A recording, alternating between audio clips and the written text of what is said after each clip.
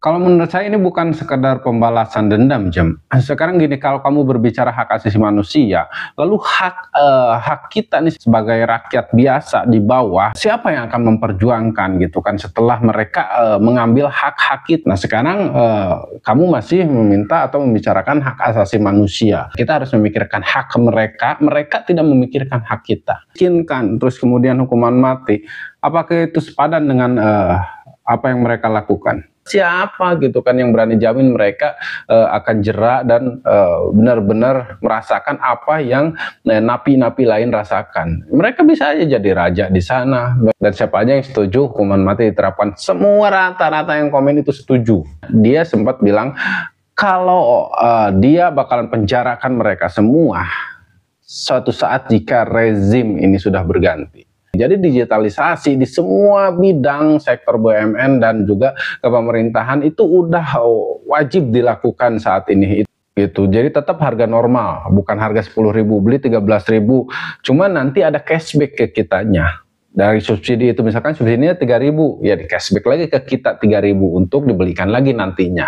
Oke teman-teman, sebelumnya saya ucapkan terima kasih banyak buat kalian yang selama ini udah mendukung channel kita dengan selalu hadir absen di kolom komentar ya, dari Sabang sampai Merauke. Ini saya selalu perhatiin banyak banget di Jatim, Jateng, ada juga Kalimantan, Kaltim, Kalbar, terus dari juga Lombok, ada juga dari Banten, Bekasi. Terus ada Bandung sekarang udah mulai masuk, Bandung masuk, ada Lampung, Palembang, bahkan dari Aceh. Kemarin ada juga yang dari luar negeri tuh, satu Taiwan, dan juga ada dari, cuman masih masyarakat Indonesia yang ada di luar negeri. Udah mulai banyak sekarang. Saya ucapkan terima kasih banyak intinya ya buat dukungannya nih, yang dari Bekasi, Bogor, kemudian Bandung, ada juga dari Sukabumi, Pelabuhan Ratu.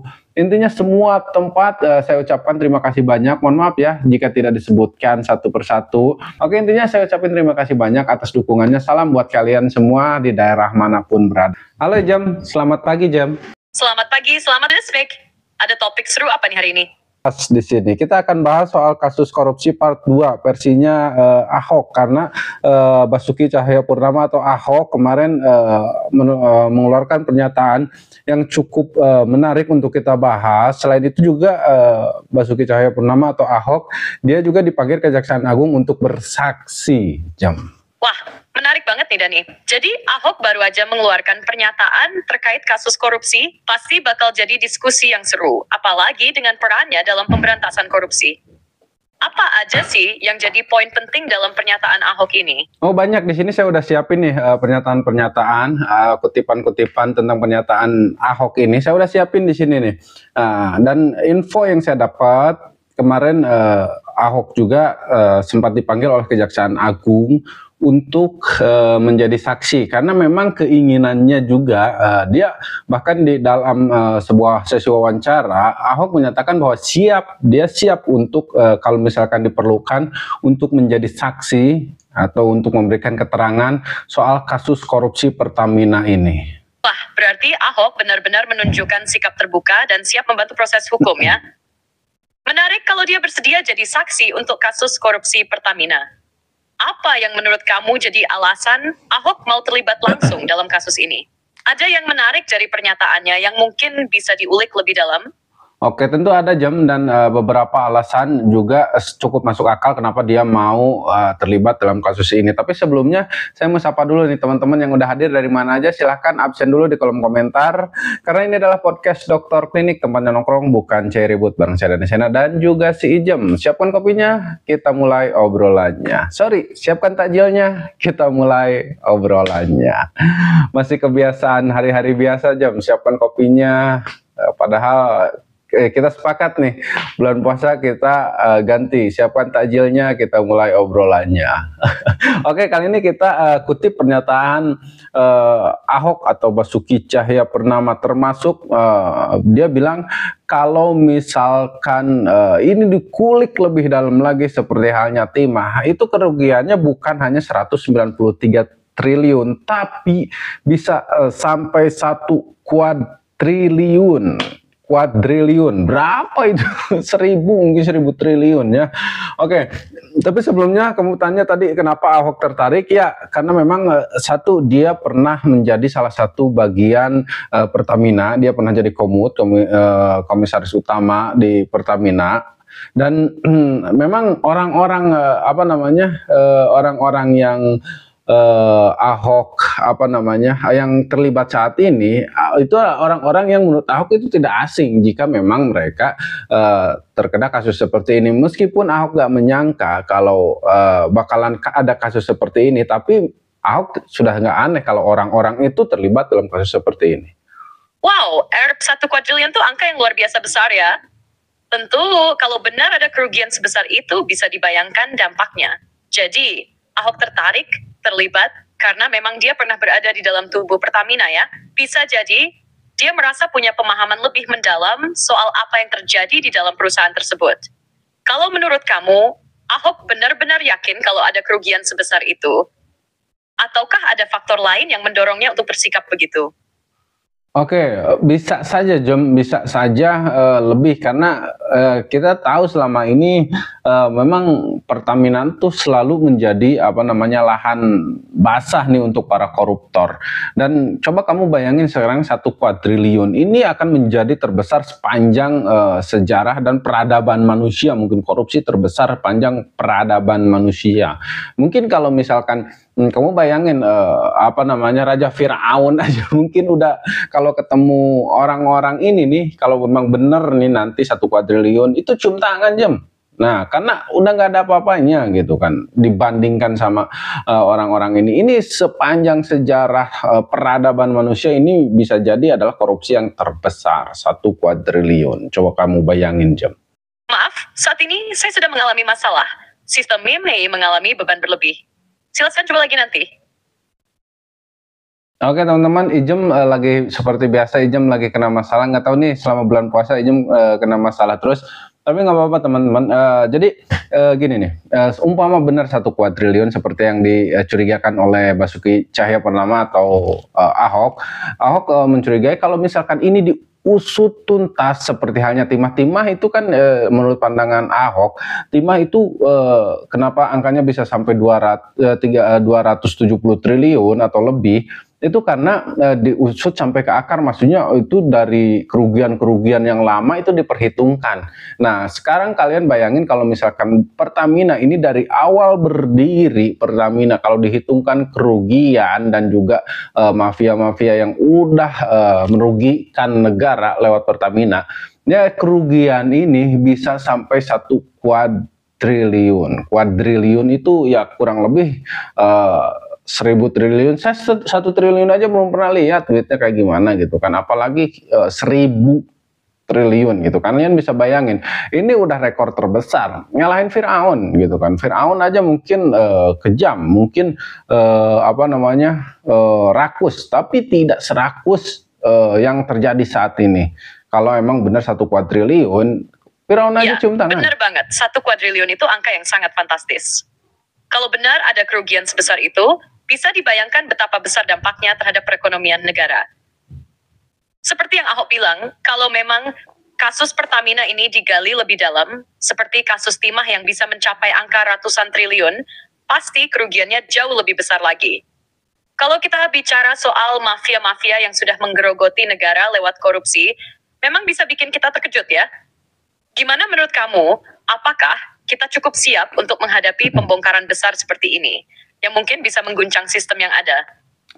Kalau memang pemerintah benar-benar ingin merubah tatanan negara ini, membawa Indonesia jauh lebih maju lagi, hal yang pertama harus dirubah yaitu korupsinya tuh benar-benar harus dihilangkan dulu, harus benar dibabat sampai ke akar-akarnya. Di situ baru kita bisa mulai berbenah yang lainnya. Oke Jam, Ahok akan penjarakan pejabat Pertamina jika rezim ini diganti. Bahkan kekesalan Ahok tuh sudah ada ketika dia masih menjabat komisaris Pertamina. Jadi saat dia masih menjabat komisaris Pertamina, orang-orang ini adalah dianggap orang-orang yang sering membangkang, orang-orang yang sering ngeyel ketika dikasih tahu sama Ahok. Makanya cuman hanya saja waktu itu posisinya komisaris, dia nggak bisa pecat dan nggak bisa bertindak lebih kecuali menginstruksikan dan mengawasi. Nah, jadi makanya seperti yang saya bilang tadi, gak aneh kalau orang ini yang terlibat di korupsi kata Ahok, meskipun dia nggak nyangka kalau kasusnya bakalan seperti ini, kasus pengoplosan ini. Orang-orang ini memang orang-orang yang sering bikin Ahok emosi dan sering ngeyel. Bahkan ketika Ahok keluar dari Pertamina, dia sempat bilang kalau dia bakalan penjarakan mereka semua suatu saat jika rezim ini sudah berganti. Saat itu masih eranya Pak Jokowi ya. Memang, Ahok terlihat punya kat yang kuat untuk membersihkan sistem yang ada, khususnya terkait dengan korupsi. Kalau dilihat dari pengalamannya sebagai komisaris di Pertamina, memang dia merasa terhambat karena posisi yang tidak memberi ruang untuk bertindak lebih jauh. Tapi, dengan pengamatannya terhadap perilaku pejabat di Pertamina yang sering ngeyel dan menentang ketika dia mencoba mengubah sesuatu, sepertinya dia memang sudah memiliki bukti dan keyakinan soal masalah besar ini. Menarik juga ya, dia sudah punya niat untuk menindak mereka sejak dulu. Dan jika pemerintah benar-benar serius untuk mengubah Indonesia, korupsi memang harus diberantas sampai akar-akarnya. Kalau itu bisa dilakukan, barulah langkah-langkah pembangunan lainnya bisa berjalan dengan baik. Apakah kamu setuju bahwa kalau sistem pemerintahan bisa bersih, kemajuan Indonesia bisa lebih cepat tercapai? Harusnya bisa, karena menurut saya yang menghambat itu adalah orang-orang yang memang korupsi dengan adanya niat korupsi atau peluang korupsi terbuka lebar. Jadi untuk mengembangkan Indonesia, sistem apapun itu akan ditolak sama mereka, akan dikesampingkan. Misalkan ada sesuatu sistem yang akan membuat perekonomian atau sebuah lembaga itu bisa cepat berkembang, tapi peluang untuk mendapatkan cuan dengan cara korupsinya tuh akan semakin susah aja. Misalkan seperti digitalisasi atau misalkan pengadaan barang dengan sistem e-katalog, itu tidak dilakukan karena susah untuk mencari peluang korupsi di sana, dan itulah sebabnya kenapa kita tuh lambat jalannya, BUMN kita tuh lambat jalannya, itu karena korupsi itu. Jadi harus dibersihkan dulu. Nah, dan Ahok juga sempat bilang, ini kembali lagi ke Ahok ya, Dirut PT Patraniaga Rifa Siahaan salah satu orang yang sering dimaki-maki karena sering ngeyel dan tidak ikuti instruksi Ahok. Jadi kembali lagi, Ahok sudah nggak kaget kalau misalkan orang ini yang terkena kasus korupsi. Betul, korupsi memang jadi penghambat besar untuk perkembangan Indonesia. Selama peluang untuk meraup keuntungan lewat cara-cara yang tidak sah masih ada, banyak sistem yang bisa ditingkatkan akan terhambat. Seperti digitalisasi dan sistem pengadaan barang yang lebih transparan misalnya, bisa jadi cara untuk mengurangi celah korupsi. Tapi, orang yang terlibat dari Boskis Enda, semua istri sia-sia. Menarik juga ya kalau kita balik ke Ahok dan kritikan kerasnya terhadap beberapa orang di Pertamina. Dirut PT Pertamina, yang disebut sering membangkang terhadap instruksi Ahok, menunjukkan betapa sulitnya perubahan itu dilakukan dari dalam. Apalagi kalau orang-orang yang seharusnya mendukung perbaikan, malah justru menghalangi. Menurut kamu, apakah langkah seperti Ahok yang tegas itu perlu diterapkan lebih luas di sektor lain di Indonesia? Dari sisi mana dulu yang saya maksud itu, dari sisi mana dulu, Jem? Kalau misalkan kita lihat karakter, gaya berbicara dan lain-lain, mungkin tidak harus selalu. Tapi kalau untuk misalkan kebenaran, kan kita nggak tahu nih, Jem, isi hati orang nih. Cuman kan yang dia omongin kayaknya, wah ini benar nih gitu kan. Kalau memang dia benar, ya sistemnya tuh emang harus diterapkan di semua bidang gitu kan. Karena apapun bidangnya, ya kalau misalkan orang-orangnya benar akan mudah berjalan di Indonesia ini, apa sih yang enggak gitu kan. Nah, Dirut PT Pertamina, PT Patraniaga Rifa Siahaan salah satu yang sering dimaki karena sering ngeyel tidak ikuti instruksi Ahok. Nah, itulah dia, Jem, digitalisasi dan pembayaran non cash non tunai itu udah coba diterapkan oleh Basuki Cahayapurnama saat masih menjabat sebagai komisaris utama PT Pertamina. Nah, bahkan dari pembelanjaan PT Pertamina, pembelian bahan-bahan sampai penjualan di SPBU, Ahok minta untuk dilakukan non tunai, tidak cash. Jadi beli pakai aplikasi sistem digital, dan subsidinya tuh bukan berbentuk pengurangan harga sama, hanya saja untuk orang yang wajib menggunakan mendapatkan subsidi itu uangnya akan dikembalikan melalui aplikasi tersebut. Nah, di situ Ahok berpendapat bahwa itu akan mengurangi potensi untuk penyalahgunaan subsidi ini, Jem. Nah, jadi potensi untuk korupsinya berkurang, dan juga subsidi akan jatuh ke tangan yang lebih tepat, kata. Jadi misalkan kita nih, Jem, kita beli itu kan sekarang pakai My Pertamina tuh barcode, Jem. Jadi kita bayarnya pakai itu, Jem, pakai aplikasi. Misalkan harga Pertalite sekarang 10.000 sudah di subsidi. Kalau sebelum subsidi misalkan 13.000. Nah, 13.000 kita beli dengan harga 13.000. Gitu. Jadi tetap harga normal, bukan harga 10.000, beli 13.000. Cuma nanti ada cashback ke kitanya.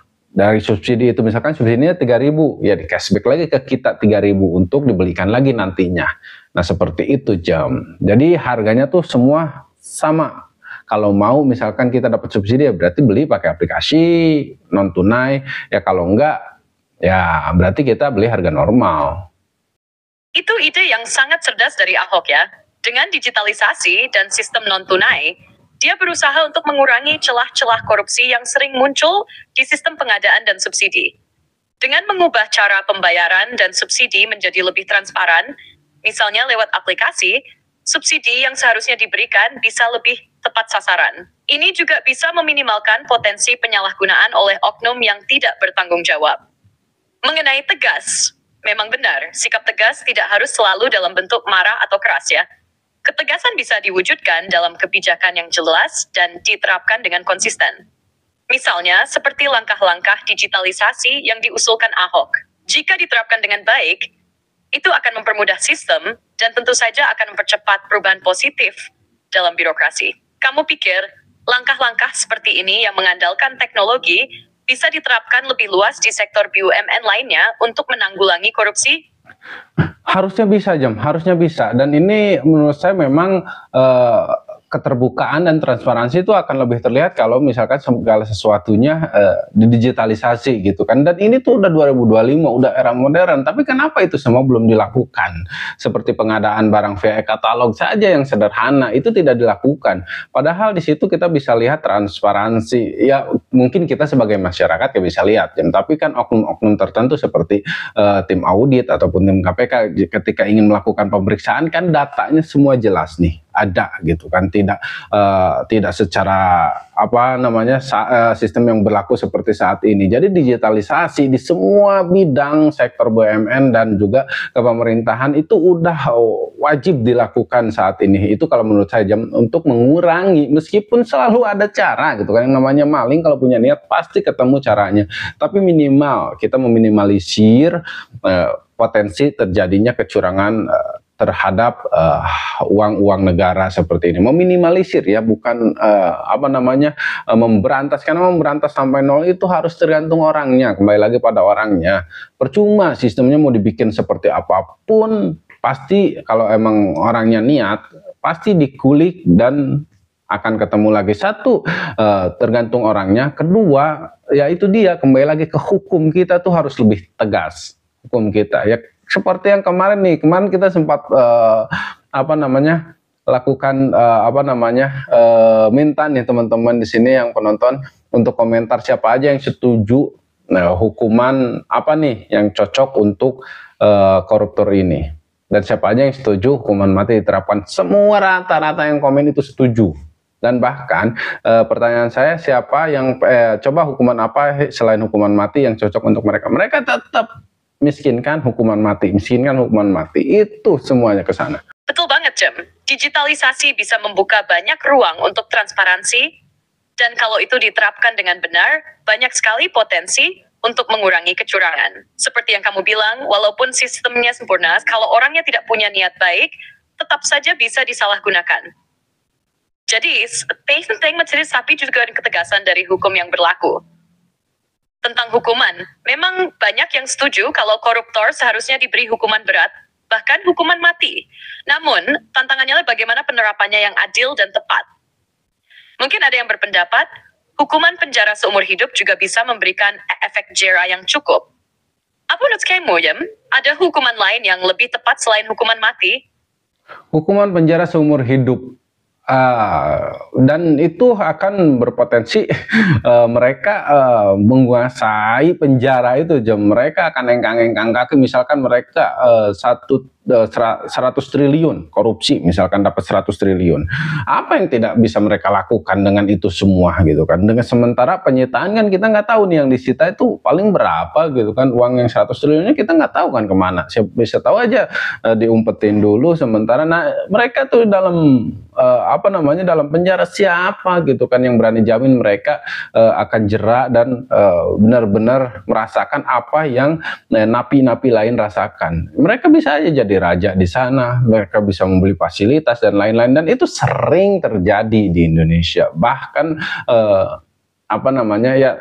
sering terbukti hal-hal seperti itu. Seperti ini koruptor yang penjaranya, ruangannya ada toiletnya, ada TV-nya, ada kulkasnya. Itu kan sering terjadi, kelihatan. Dan itu menunjukkan bahwa memang penjara itu bukan bukan sesuatu yang bisa membuat mereka jera. Itu tuh bukan hukuman, itu hanya tempat singgah sementara kalau menurut saya. Ya kecuali ya itu dia, miskin kan, hukuman mati. Penjara seumur hidup bagi koruptor bisa jadi nggak efektif. Malah bisa jadi tempat mereka malah tetap menikmati kemewahan. Seperti yang kamu bilang, mereka bisa jadi raja di dalam penjara, pakai uang yang hasil dari korupsi itu buat membeli fasilitas dan perlakuan istimewa. Itu membuat mereka gak merasa jera semerah. Mungkin selain hukuman mati, kita butuh sistem yang bisa memastikan bahwa mereka benar-benar merasakan akibat dari perbuatan mereka. Misalnya, pengelolaan aset yang mereka miliki harus jelas dan transparan, dan tidak ada ruang bagi mereka untuk menikmati hidup meski di penjara. Hukuman kerja sosial atau kerja paksa di tempat-tempat yang sangat membutuhkan tenaga bisa jadi pilihan juga. Setuju? Susah jam. Umpama kita bikinkan sistemnya ini nanti yang akan dikorupsi gitu kan. Ini sistemnya ini yang akan digerogot misalkan kita bikin pengawasan biar dia nggak bisa menikmati aset atau fasilitas yang mewah dalam penjara gitu kan. Oke, sistemnya dibikin. Nanti dia punya uang, dia punya kuasa nih, dia punya uang, dia bisa bayar siapapun. Udahlah, diem-diem aja gitu kan. Ini bukan bentuk tuduhan ya. Ini kecurigaan saya, dan mungkin hal-hal seperti ini tuh bisa saja terjadi gitu kan di kalangan manapun, di tempat manapun, ya bisa saja gitu kan. Percuma dibikinkan sistem sekarang nih biar yang di penjara tuh benar-benar merasakan seperti apa penjara yang sesungguhnya, yang seharusnya sama rata misalkan dengan napi-napi yang lain.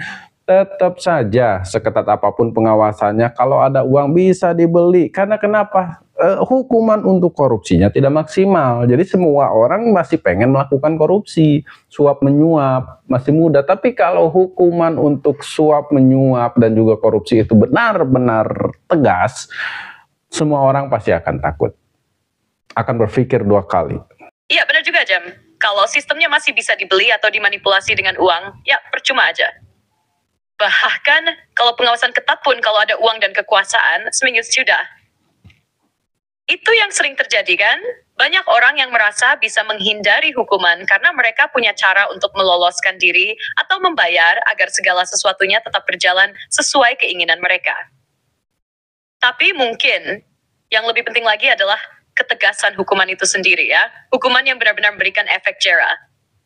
Seharusnya ada sanksi yang berat, yang nggak bisa digoyahkan oleh uang, supaya orang-orang benar-benar berpikir dua kali sebelum terlibat dalam korupsi. Kalau enggak, ya sistem apapun tetap bisa dibeli kan? Iya, betul Jom. Nah, menurut kamu seperti apa nih sistem yang menurut kamu nih, jika memang ada sistem yang membuat mereka jera, sistem seperti apakah itu Jom? Kalau menurutku, Sistem yang bisa bikin mereka jerak itu yang benar-benar menuntut mereka untuk mempertanggungjawabkan semua perbuatan mereka, bukan cuma sekadar hukuman di penjara. Misalnya, ada sistem yang memungkinkan semua aset yang mereka peroleh dari korupsi bisa langsung disita tanpa bisa diubah atau disembunyikan. Itu bakal ngebuat mereka takut kehilangan semua yang mereka dapatkan. Selain itu, sistem yang transparan, di mana seluruh proses dari penyelidikan sampai persidangan bisa dilihat publik, mungkin bisa memberi tekanan yang lebih besar. Jangan sampai underweight manipulasi, dan yang nggak kalah penting, hukuman yang tidak bisa ditawar-tawar, seperti hukuman mati atau penjara seumur hidup dengan pengawasan yang ketat di luar penjara. Jadi mereka nggak bisa berkuasa di dalam penjara.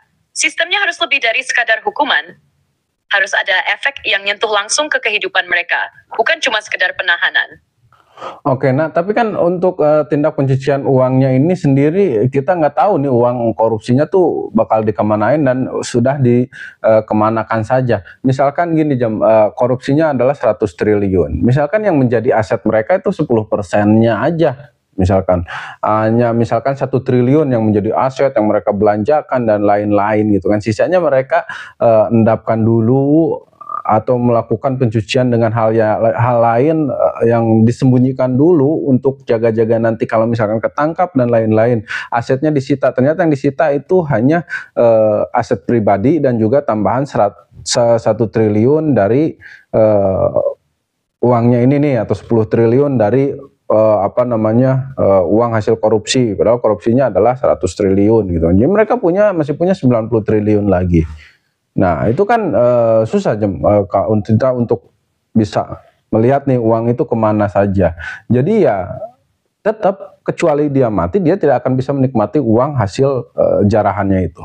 Selama dia masih hidup, dia masih pasti akan terus berpikir, dia akan nekat, oke, gue di penjara gitu kan. Tapi gue bisa pastikan anak bini gue misalkan nih, keluarga gue bisa menikmati uang itu. Ya bisa aja kan nekat kayak gitu. Gue gak apa-apa di penjara gitu kan. Gue masih bisa ngatur kok gitu kan dengan kekuasaan. Umpama seperti yang saya bilang tadi, pencucian uang memang salah satu tantangan terbesar. Uang hasil korupsi seringkali dipindahkan dan disembunyikan di tempat yang sulit dilacak. Meskipun ada penyitaan aset, seringkali hanya sebagian kecil dari total jumlah korupsi yang bisa ditemukan. Wah, itu sebabnya penegakan hukum yang tegas dan pengawasan yang ketat sangat penting. Untuk mengatasi ini, bisa dengan melibatkan lembaga internasional untuk melacak aliran dana yang masuk ke luar negeri.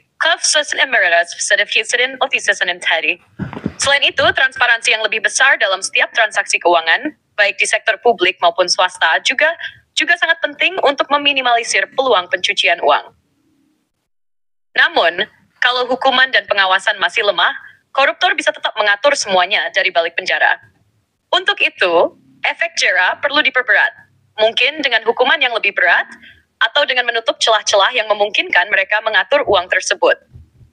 Sistem transparansi penuh, baik di pemerintahan maupun di sektor swasta, adalah kunci untuk menanggulangi masalah ini. Oke, jadi kalau begitu menurut kamu, nah hukuman mati atau kemiskinannya dimiskinkan, terus kemudian hukuman mati, apakah itu sepadan dengan apa yang mereka lakukan? Itu memang pertanyaan yang sangat kompleks, Dani. Hukuman mati atau pemiskinan sebagai hukuman bagi koruptor bisa jadi dianggap sepadan oleh sebagian orang, terutama jika kita melihat betapa besar kerugian yang ditimbulkan oleh korupsi terhadap negara dan masyarakat. Kerugian itu bukan hanya soal uang, tapi juga dampaknya pada kemajuan negara, kesejahteraan rakyat, dan kepercayaan publik terhadap pemerintah. Namun, hukuman mati sendiri bisa menjadi kontroversial, karena dalam beberapa sistem hukum, hukuman mati sering dianggap sebagai bentuk pembalasan yang tidak manusiawi dan tidak selalu efektif sebagai pencegah kejahatan. Di sisi lain, pemiskinan bisa jadi lebih tepat karena membuat pelaku merasakan langsung dampak dari tindakannya. Namun, itu juga harus dilakukan dengan cara yang tidak mengurangi hak asasi manusia secara berlebihan. Secara pribadi, saya pikir hukuman seharusnya tidak hanya tentang pembalasan, tapi juga harus ada efek jera dan pembelajaran. Hukuman yang efektif akan lebih mengarah pada pencegahan dan membangun kesadaran tentang konsekuensi nyata dari tindakan mereka. Mungkin, hukuman mati bisa menjadi hal yang perlu dipertimbangkan. Tetapi, harus ada kajian dan pertimbangan mendalam serta melibatkan proses hukum yang adil. Kalau menurut saya ini bukan sekedar pembalasan dendam, Jem. Sekarang gini, kalau kamu berbicara hak asasi manusia, lalu hak kita nih sebagai rakyat miskin, sebagai rakyat biasa di bawah gitu kan, siapa yang akan memperjuangkan gitu kan setelah mereka mengambil hak-hak kita? Mereka korupsi itu, korupsi terhadap negara, mereka bukan hanya merugikan negara, tapi sudah mengambil hak-hak kita nih. Harusnya kita, negara udah bisa berkembang lagi dengan uang yang ada, dan kita yang akan menikmatinya nanti jika negara bisa benar-benar berkembang dan mempedulikan rakyat kecil seperti kita. Nah, lalu kesempatan itu diambil oleh mereka. Nah, hak-hak kita tuh sudah diambil, dirampas sama mereka. Bukan hanya hak 1, 2, 3 orang, tapi hak seluruh rakyat Indonesia itu diambil oleh mereka. Nah, itulah kenapa korupsi itu bisa menjadi permasalahan yang cukup berat, bukan hanya sekedar kriminalisasi dan banyak lagi terpidana lainnya atau kasus kejahatan lainnya yang yang hanya mungkin merugikan segelintir orang. Ini seluruh lapisan masyarakat Indonesia merasakan dampaknya daripada korupsi itu. Nah, sekarang kamu masih meminta atau membicarakan hak asasi manusia. Itu tidak, menurut saya kurang pas saja gitu kan. Kita harus memikirkan hak mereka, mereka tidak memikirkan hak kita. Jadi menurut saya ya kembali lagi, hukuman mati harus segera diterapkan untuk kasus korupsi. Adapun beberapa pertimbangan misalkan korupsi-korupsi khusus yang memang skala kecil atau lain-lain, ya kita bisa berikan efek berat. Atau mungkin gini Jem, kita bisa saja oke lah di penjara misalkan kasus kecil, oke dipenjara oleh pemerintah, tapi sebelum dipenjara atau hukum pemerintah diberlakukan, hukum adat juga harus ada. Hukum adat, jadi sebelum mereka dipenjara, setelah diponis, sebelum dipenjara, dipasrahkan ke masyarakat, dihukumi dengan cara hukum adat. Saya paham apa yang Kendara Sendani. Memang korupsi itu dampaknya sangat luas dan bisa merugikan banyak orang, bukan hanya materi, tapi juga kesempatan dan kepercayaan kita terhadap sistem. Ketika uang negara yang seharusnya bisa digunakan untuk pembangunan malah disalahgunakan, itu benar-benar merampas hak kita sebagai warga negara.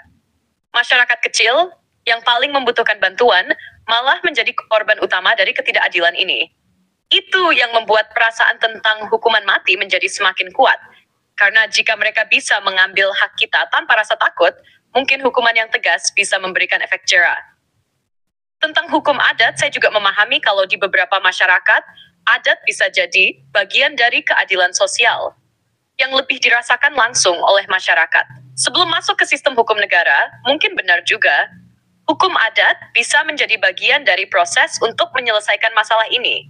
Selama itu masih sejalan dengan prinsip-prinsip keadilan yang lebih besar. Namun, kembali lagi, yang jadi tantangan adalah bagaimana mengatur agar semua itu tetap adil dan tidak menimbulkan potensi penyalahgunaan kekuasaan juga, yang bisa malah mengarah pada ketidakadilan baru.